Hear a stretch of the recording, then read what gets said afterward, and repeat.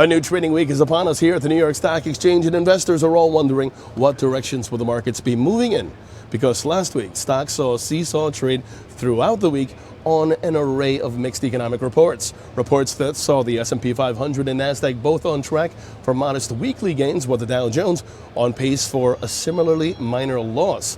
Friday did see non-farm payrolls increase, but investors were hoping for a number that was both low enough to signal the labor market was cooling in response to prior interest rate hikes and strong enough to indicate that the U.S. could avoid a recession. It was also the final monthly employment report before the Federal Reserve's two-day meeting on December 13th and 14th, in which the central bank is expected to raise its Fed fund rate target by half a percentage point.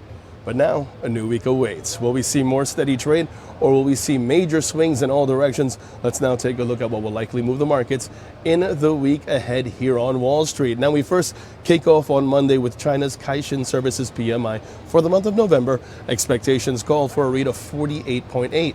Meanwhile, retail sales data out of the EU also awaits. Expectations call for a read of 2.7%.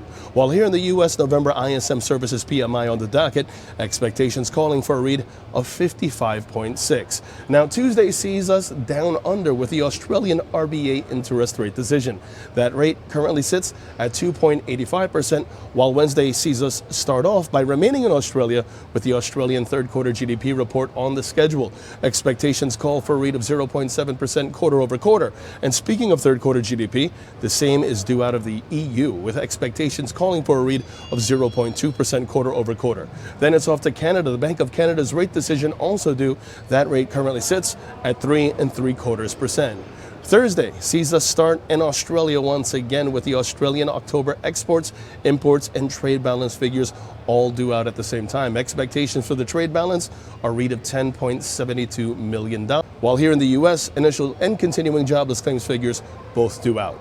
And Friday kicks off in China with the November Chinese Consumer Price Index due out.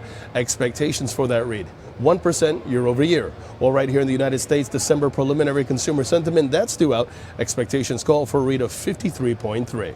And before we go, keep an eye on geopolitical tensions, including the protests over COVID in China, which continue to shake up the global markets.